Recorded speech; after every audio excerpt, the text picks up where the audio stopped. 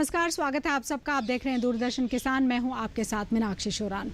Corona काल में आत्मनिर्भरता के नए अवसर, कृषि संबंधित नई तकनीक और ग्रामीण भारत के विकास से जुड़ा ये खास कार्यक्रम आत्मनिर्भर भारत। इसकी शुरुआत करते हैं। सबसे पहले इसकी खास बातें।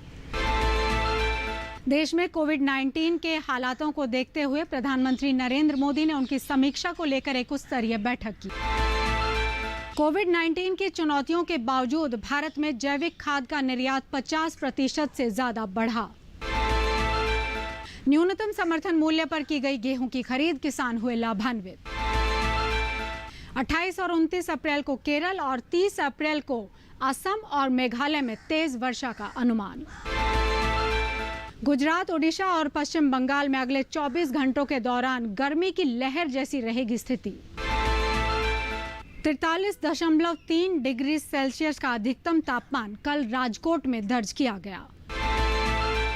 मेघालय ने जल जीवन मिशन के तहत अपनी योजना प्रस्तुत की। दिसंबर 2022 तक हर घर जल मिशन योजना संभव।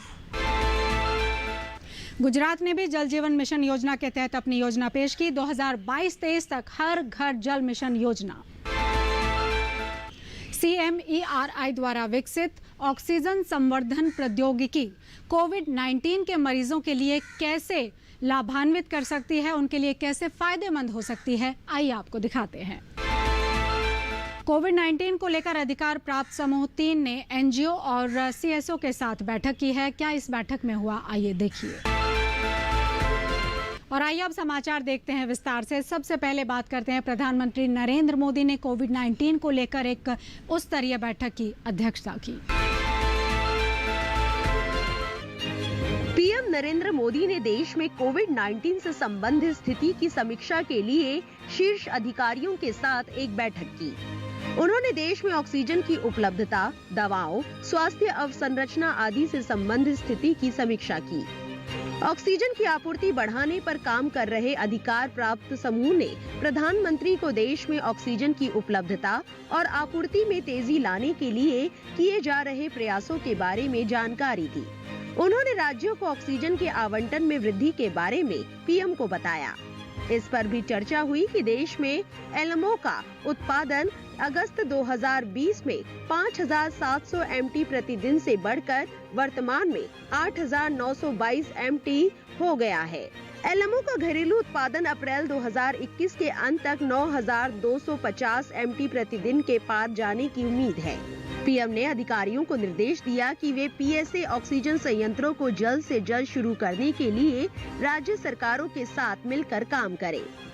अधिकारियों ने भी पीएम को बताया कि वे राज्यों को PSA ऑक्सीजन संयंत्र लगाने के लिए प्रोत्साहित कर रहे हैं। पीएम को ऑक्सीजन एक्सप्रेस रेलवे सेवा के संचालन और ऑक्सीजन टैंकरों को एक स्थान से दूसरे स्थान पर ले जाने के लिए भारतीय वायुसेना की घरेलू और अंतर्राष्ट्रीय उड़ानों के बारे में जानकारी दी गई। चिकित्सीय अवसंरचना और कोविड प्रबंधन पर काम कर रहे अधिकार प्राप्त समूह ने पीएम को बिस्तरों और ICU की उपलब्धता को बढ़ाने के लिए किए जा रहे प्रयासों के बारे में जानकारी दी। उन्होंने संक्रमण की श्रृंखला को तोड़ने के लिए हो रहे प्रयासों के बारे में भी पीएम को सूचित किया। पीएम ने ये सुनिश्चित करने की आवश्यकता पर जोर दिया कि राज्यों में संबंधित एजेंसियों द्वारा कोविड प्रबंधन को लेकर विशिष्ट दिशा निर्देशों और रणनीतियों को ठीक तरह से लागू किया जा रहा हो। संचार पर काम कर रहे अधिकार प्राप्त समूह ने कोविड से संबंधित व्यवहार को लेकर लोगों में जागरूकता बढ़ाने के लिए किए जा रहे प्रयासों के बारे में पीएम को बताया। इस बैठक में कैबिनेट सचिव, गृह सचिव, सचिव RT&H, सचिव I&B, सचिव फार्मास्यूटिकल्स, सदस्य नीति आयोग, DG ICMR, सचिव जैव प्रौद्योगिकी और अन्य वरिष्ठ अधिकारी उपस्थित थे।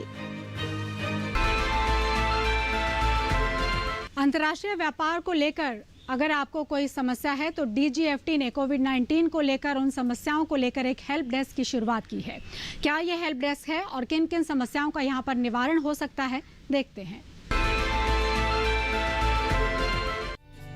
भारत सरकार के वाणिज्य विभाग और विदेश व्यापार महानिदेशालय ने कोविड-19 मामलों में आई तेजी को देखते हुए निर्यात एवं आयात की स्थिति और व्यापार हितधारकों के सामने आने वाली कठिनाइयों की निगरानी करने का काम शुरू किया है। DGFT ने तदनुसार अंतर्राष्ट्रीय व्यापार से जुड़े मुद्दों में मदद करने और उनका उपयुक्त हल तलाशने के लिए कोविड-19 हेल्प डेस्क चालू किया है। ये कोविड-19 हेल्प डेस्क वाणिज्य विभाग या DGFT आयात एवं निर्यात के लाइसेंस से जुड़ी समस्याओं, सीमा शुल्क मंजूरी में होने वाली देरी और उससे पैदा होने वाली जटिलताओं, आयात व निर्यात प्रलेखन मुद्दों, बैंकिंग मामलों आदि से संबंधित मुद्दों पर ध्यान देगा। हेल्प डेस्क केंद्र सरकार और राज्य सरकारों के अन्य मंत्रालयों, विभागों, एजेंसियों से जुड़े मुद्दों का पता लगाएगा, उनका संकलन करेगा और उनसे मदद जुटाने एवं संभव हल प्रदान करने के लिए समन्वय करेगा। सभी हितधारक, विशेष रूप से निर्यातक और आयातक DGFT वेबसाइट पर जानकारी डाल सकते हैं और अपनी उन समस्याओं से जुड़ी जानकारी डाल सकते हैं जिन्हें लेकर उन्हें मदद चाहिए। DGFT की वेबसाइट dgft.gov.in। वैकल्पिक रूप से कोई व्यक्ति विशेष शीर्षक कोविड-19 हेल्प डेस्क के साथ ईमेल ID dgftedi@nic.in पर अपनी समस्याएं भेज सकता है या फिर टोल फ्री नंबर 1800-111-550 पर कॉल कर सकता है।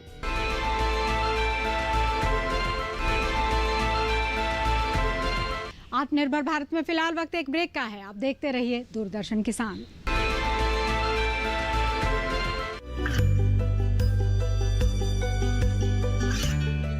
गांवों और पिछड़े क्षेत्रों में सरकारी योजनाओं की जानकारी पहुंचा। देश में कौशल और क्षमता विकास कर ग्रामीणों को सामाजिक बदलाव और विकास से जोड़ने की दूरदर्शन किसान की पहल चौपाल चर्चा देखें सोमवार से शुक्रवार सुबह 9 बजे। ये कामयाबी है अन्नदाता की।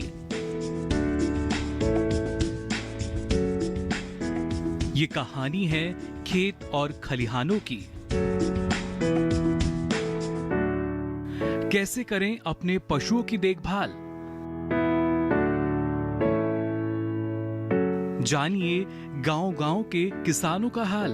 देखिए गांव किसान सोमवार से शुक्रवार दोपहर 12 बजे सिर्फ DD किसान पर।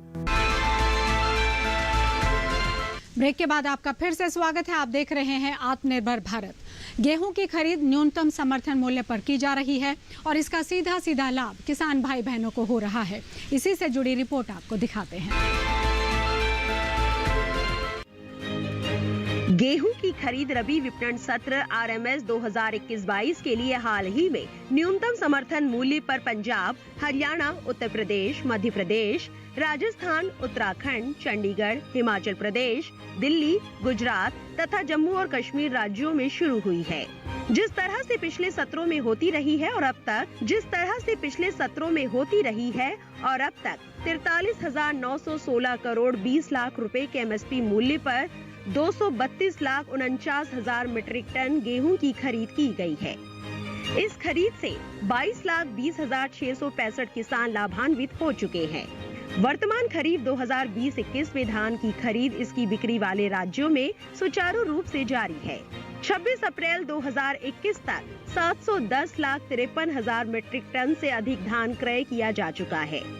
इसमें खरीफ फसल का 702,24,000 मीट्रिक टन और रबी फसल का 8,29,000 मीट्रिक टन धान शामिल है, जबकि पिछले वर्ष की इसी समान अवधि में 646,36,000 मीट्रिक टन धान खरीदा गया था। मौजूदा खरीफ विपणन सत्र में लगभग 106,35,000 किसानों को पहले ही MSP मूल्य पर 1,34,148 करोड़ 29 लाख रुपए का भुगतान करके खरीद से लाभान्वित किया जा चुका है। पंजाब के किसानों के खाते में 8,180 करोड़ रुपए हैं जो सीधे ट्रांसफर किए गए हैं और इससे कैसे किसान लाभान्वित हुए हैं, आइए देखें।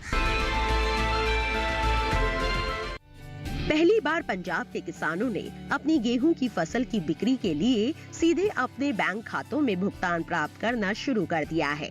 करीब 8,180 करोड़ रुपए पहले ही सीधे पंजाब के किसानों के खातों में भेज दिए गए हैं। 2021-22 की मौजूदा रबी विपणन सत्र में भारत सरकार ने वर्तमान मूल्य समर्थन योजना के अनुरूप किसानों से न्यूनतम समर्थन मूल्य पर रबी फसल की खरीद जारी रखी है। पंजाब, हरियाणा, उत्तर प्रदेश, चंडीगढ़, मध्य प्रदेश, राजस्थान एवं अन्य खरीद राज्यों और केंद्र शासित क्षेत्रों में गेहूं की खरीद तेज गति से चल रही है।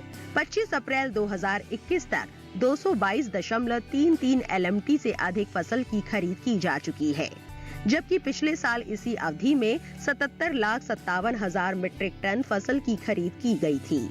25 अप्रैल 2021 तक की गई 222,33,000 मीट्रिक टन की कुल खरीद में से Punjab 84,15,000 metric tonne, Haryana 71,76,000 metric tonne और मध्य प्रदेश 51,57,000 मीट्रिक टन ने प्रमुख योगदान दिया है। करीब 21,17,000 गेहूं के किसानों को पहले से ही 43,912 करोड़ रुपए के MSP मूल्य के साथ मौजूदा रबी विपणन सत्र में खरीद अभियानों से लाभान्वित किया जा चुका है। 25 अप्रैल 2021 तक पंजाब में लगभग 8,180 करोड़ रुपए और हरियाणा में लगभग 4,668 करोड़ रुपए सीधे किसानों के खाते में भेजे गए हैं। इस वर्ष सार्वजनिक खरीद के इतिहास में तब एक नया अध्याय जुड़ा, जब हरियाणा और पंजाब ने MSP के अप्रत्यक्ष भुगतान का तरीका छोड़ते हुए भारत सरकार के निर्देशानुसार सभी खरीद एजेंसियों द्वारा किसानों के बैंक खाते में ऑनलाइन पैसे भेजने का तरीका अपनाया। इससे पंजाब व हरियाणा के किसान काफी खुश है, क्योंकि one nation one MSP one DBT के तहत पहली बार उन्हें बिना किसी देरी और काट छाट के अपनी फसलों की बिक्री के लिए सीधे लाभ प्राप्त हो रहा है।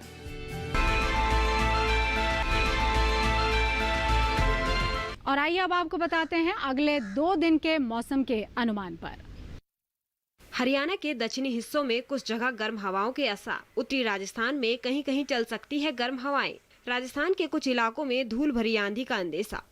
उप हिमालय पश्चिमी बंगाल के कुछ स्थानों पर तेज हवाओं के साथ पड़ेंगे ओले। गांगेय पश्चिमी बंगाल में कहीं कहीं ओले और तेज हवाओं की संभावना। मध्य महाराष्ट्र और मराठवाड़ा में जहां तहां तेज हवाओं के साथ ओलों के आसार। बिहार के कुछ हिस्सों में तेज हवाओं के साथ चमकेगी बिजली। झारखंड और उड़ीसा में भी तेज हवाओं के साथ बिजली चमकने की संभावना। पंजाब और दिल्ली में भी तेज हवाओं के साथ बिजली के आसार। असम और मेघालय में कुछ जगह भारी बारिश का अनुमान। देश के ज्यादातर हिस्सों में तापमान में किसी में खास बदलाव के संकेत नहीं। कोविड-19 को लेकर हम सब जानते हैं कि चुनौतीपूर्ण माहौल है, लेकिन बावजूद उसके भी कुछ अच्छी खबरें आ रही हैं। जैविक खाद की बात करें तो इसके निर्यात में 50% की बढ़ोतरी दर्ज की गई है। आइए देखते हैं। कृषि सहकारिता और किसान कल्याण विभाग पारंपरिक जैविक क्षेत्रों की पहचान कर उन्हें प्रमाणित जैविक उत्पादन केंद्र में बदलने पर काम कर रहा है। भारत सरकार ने केंद्र शासित प्रदेश अंडमान और निकोबार के कार निकोबार और द्वीपों के समूह नैनकोवरी के 14,491 हेक्टेयर क्षेत्र को जैविक प्रमाण पत्र दिया है। ये क्षेत्र PGS इंडिया प्रमाणन कार्यक्रम के लार्ज एरिया सर्टिफिकेशन योजना के तहत जैविक प्रमाणीकरण से प्रभावित किए जाने वाला पहला बड़ा क्षेत्र बन गया है। कार निकोबार और द्वीपों के समूह नैनकोवरी पारंपरिक रूप से जैविक क्षेत्र के रूप में जाने जाते हैं। प्रशासन ने इन द्वीपों में GMO बीज के किसी भी रासायनिक बिक्री, खरीद और उपयोग पर भी प्रतिबंध लगा दिया है। केंद्र शासित प्रदेश के प्रशासन ने स्थानीय समुदायों के सहयोग से भूमि स्वामित्व, काम करने के तरीके और बीते समय में अपनाई गई पद्धति को लेकर द्वीप के आधार पर और किसान के आधार पर डेटाबेस तैयार किया है। एक विशेषज्ञ समिति ने जैविक स्थिति का सत्यापन किया है और PGS इंडिया सर्टिफिकेट स्कीम के तहत क्षेत्र को जैविक प्रमाण देने की सिफारिश की है। और आइए अब आपको दिखाते हैं खेती के क्षेत्र में अपने उत्कृष्ट योगदान के लिए मशहूर पद्मश्री पुरस्कार से संबंधित किसान की दास्तान। अटीरना गांव के प्रगतिशील किसान पद्मश्री कंवल सिंह चौहान को इस वर्ष खेती के क्षेत्र में उत्कृष्ट कार्य करने के लिए सरकार ने पद्मश्री पुरस्कार से सम्मानित किया है। कंवल सिंह चौहान ने 1978 में खेती की शुरुआत की। उन्होंने वर्ष 1998 में बेबीकॉर्न की खेती शुरू की और किस्मत ने उनका साथ दिया।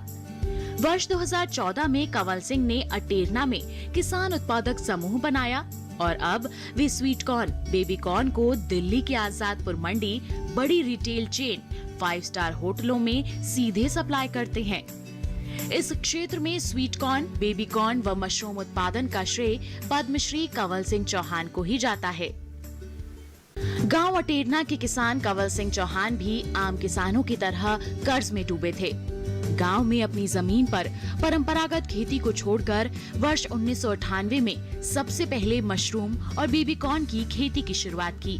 ये जोखिम कामयाब रहा और दोनों फसलों से उन्हें अच्छी आमदनी होने लगी और फिर वे अन्य किसानों के लिए प्रेरणा का स्रोत बन गए।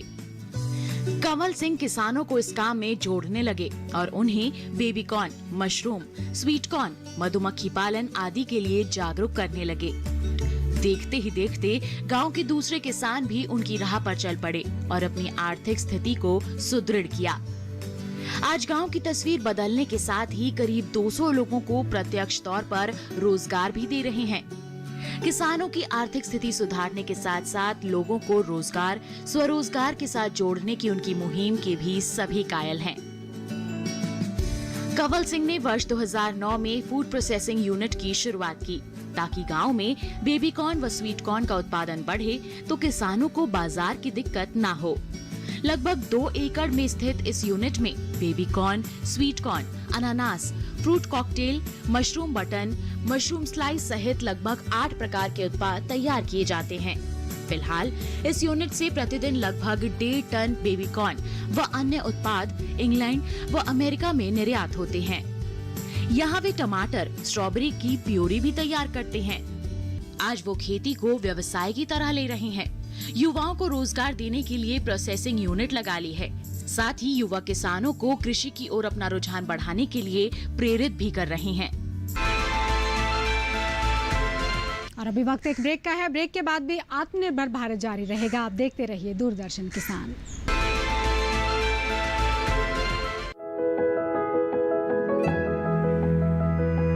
पहली बार पंजाब के किसानों ने अपनी रबी फसलों की बिक्री के लिए सीधे अपने बैंक खातों में भुगतान प्राप्त करना शुरू कर दिया है। पिछले एक हफ्ते में लगभग 202 करोड़ 69 लाख रुपए पंजाब के किसानों के खाते में पहले ही स्थानांतरित हो गए। मौजूदा रबी विपणन सत्र 2021-22 में भारत सरकार मौजूदा मूल्य समर्थन योजना के अनुसार किसानों से रबी फसलों की MSP पर खरीद करना जारी रखे हुए है। भारत सरकार की योजना MSP पर मौजूदा RMS में केंद्रीय पुल के लिए 427 लाख मीट्रिक टन गेहूं की खरीद की गई है।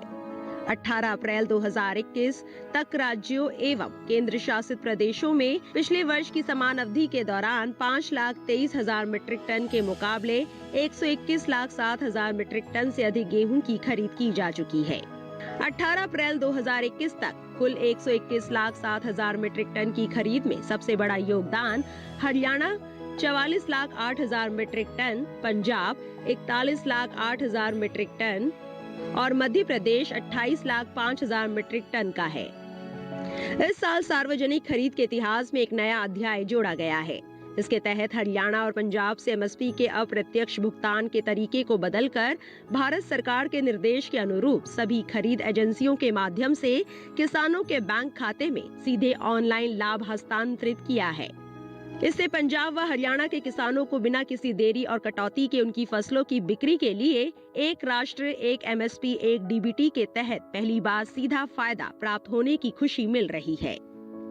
18 अप्रैल 2021 तक पंजाब में लगभग 202 करोड़ 69 लाख रुपए और हरियाणा में 1,417 करोड़ रुपए सीधे किसानों के खाते में हस्तांतरित किए गए हैं। ब्रेक के बाद आपका स्वागत है। आप देख रहे हैं आत्मनिर्भर भारत। और किसी भी राष्ट्र के लिए जल जो है वो बहुत महत्वपूर्ण है और इसी के तहत जल विकास योजनाएं बनाई जा रही हैं। मेघालय की अगर बात करें तो जल विकास योजना के तहत 2022 दिसंबर तक कहा जा रहा है कि हर घर जल योजना पूर्णतः लागू कर दी जाएगी। मेघालय में जल जीवन मिशन योजना और कार्यान्वयन पर वार्षिक कार्य योजना बैठक का आयोजन एक वीडियो कॉन्फ्रेंसिंग के माध्यम से हुआ। इसमें राज्य सरकार के अधिकारियों ने जल शक्ति मंत्रालय के पेयजल और स्वच्छता विभाग की समिति को हर घर जल प्राप्त करने की योजना प्रस्तुत की। बैठक की अध्यक्षता मंत्रालय सचिव ने विभिन्न केंद्रीय मंत्रालयों व विभागों और नीति आयोग के सदस्यों के साथ की। जल जीवन मिशन भारत सरकार द्वारा 2024 तक देश के प्रत्येक ग्रामीण परिवार को घरेलू नल द्वारा जल कनेक्शन प्रदान करने का एक प्रमुख कार्यक्रम है। मेघालय राज्य में 5,89,000 ग्रामीण परिवार है, जिनमें से 93,000 ग्रामीण परिवारों को नल कनेक्शन प्रदान किए गए हैं। 2020-21 में मेघालय उन 7 राज्यों में से था जिन्हें जल जीवन मिशन के तहत प्रदर्शन प्रोत्साहन अनुदान प्राप्त हुआ था। अन्य 6 राज्य अरुणाचल प्रदेश, मिजोरम, सिक्किम, गुजरात, मणिपुर और हिमाचल प्रदेश थे। जल जीवन मिशन के तहत 2021-22 के दौरान मेघालय को लगभग 350 करोड़ रुपए की केंद्रीय निधि मिलने की संभावना है। गुजरात ने भी अपनी जल वार्षिक कार्य योजना 2021-22 प्रस्तुत की और इसके तहत 2023 तक लक्ष्य रखा गया है हर घर जल का। गुजरात ने पेयजल एवं स्वच्छता विभाग के सचिव की अध्यक्षता वाली एक राष्ट्रीय समिति के सामने वीडियो कॉन्फ्रेंसिंग के माध्यम से जल जीवन मिशन के तहत 2021-22 के लिए परिपूर्ण योजना के विवरणों के साथ अपनी वार्षिक कार्य योजना प्रस्तुत की, जिससे ये सुनिश्चित किया जा सके कि प्रत्येक ग्रामीण परिवार नल जल कनेक्शन प्राप्त कर सके। 2021-22 में राज्य की योजना ग्रामीण इलाकों में 10 लाख नल जल कनेक्शन प्रदान करने की है। 2020-21 के दौरान गुजरात को जल जीवन मिशन के तहत बेहतर प्रदर्शन करने के लिए 100 करोड़ रुपए का प्रदर्शन प्रोत्साहन अनुदान प्राप्त हुआ। इस प्रस्तुति के दौरान गुजरात ने 2022-23 तक इस लक्ष्य को प्राप्त करने की प्रतिबद्धता दोहराई है। राज्य में 93 लाख से अधिक ग्रामीण परिवार है। इनमें से 77,16,000 के पास नल जल आपूर्ति की सुविधा प्राप्त है। जल जीवन मिशन के तहत गुजरात में पिछले 1.5 वर्ष में ग्रामीण परिवारों को 12 लाख नल जल कनेक्शन प्रदान किए गए। अब तक गुजरात में 5 जिलों, 31 प्रखंडों और 8,242 गांवों को हर घर जल घोषित किया गया है। इसका मतलब है कि इन क्षेत्रों में प्रत्येक ग्रामीण परिवार के पास नल जल आपूर्ति की सुविधा है। इस प्रस्तुति के दौरान राज्य से आग्रह किया गया कि वो प्राथमिकता वाले क्षेत्रों जैसे SC/ST बहुल वाले आवासीय इलाकों और SAGY गांवों आदि पर अधिक जोर दे। भारतीय कृषि अनुसंधान परिषद ने कोविड-19 को लेकर किसान भाई बहनों के लिए कुछ विशेष सलाह दी है। क्या वो सलाह है, कैसे आपको उनका अनुपालन करना है, आइए आपको बता दें। किसान फसल भी काटेंगे और फिर उसे बाजार भी लेकर जाएंगे। ये ऐसे काम है जिन्हें कोरोना संकट के बीच भी टाला नहीं जा सकता। किसानों का काम भी चलता रहे और बीमारी का फैलाव भी ना हो, इसके लिए कई तरह की सावधानियां अन्नदाता को अपनानी होंगी, जैसे बार बार साबुन से हाथ धोना, सामाजिक दूरी बनाए रखना, चेहरे पर मास्क लगाना, औजारों और मशीनों की साफ सफाई का ख्याल रखना, यानी मशीनों को सैनिटाइज करते रहे। इसी तरह परिवहन वाहनों, जूट बोरों या दूसरे पैकेजिंग सामान को भी इस्तेमाल से पहले सैनिटाइज करें। बेहतर होगा कि ज्यादातर काम मशीनों से किया जाए और मशीन के पास केवल आवश्यक संख्या में ही मजदूरों को जाने दिया जाए। जिन हिस्सों में कटाई या चुनाई का काम हाथों से हो रहा है, वहां 4 से 5 फीट की पट्टियों में काम करें। इससे मजदूरों के बीच दूरी बनाने में मदद मिलेगी। जहां तक संभव हो, कृषि कार्य समय अंतराल पर करें ताकि बहुत ज्यादा मजदूर इकट्ठा ना हो। काम पर जाने पहचाने लोगों को ही लगाए और उनसे भी जरूरी पूछताछ कर ले ताकि संदिग्ध या विषाणु वाहक शख्स से बचा जा सके। कटाई के बाद फसल का संग्रहण 3 से 4 फीट की दूरी पर छोटी छोटी ढेरियों में किया जा सकता है। साथ ही खेत के स्तर पर प्रसंस्करण के दौरान प्रति ढेरी 1 से 2 व्यक्तियों दिया जाना चाहिए। गेहूं, मक्का और मूंगफली के लिए उपयोग में लाए जाने वाले थ्रेशर की भी उचित साफ सफाई करें। मशीनों के जिन हिस्सों को बार बार हाथ से छूने की जरूरत पड़ती हो, उन्हें साबुन से धोते रहें।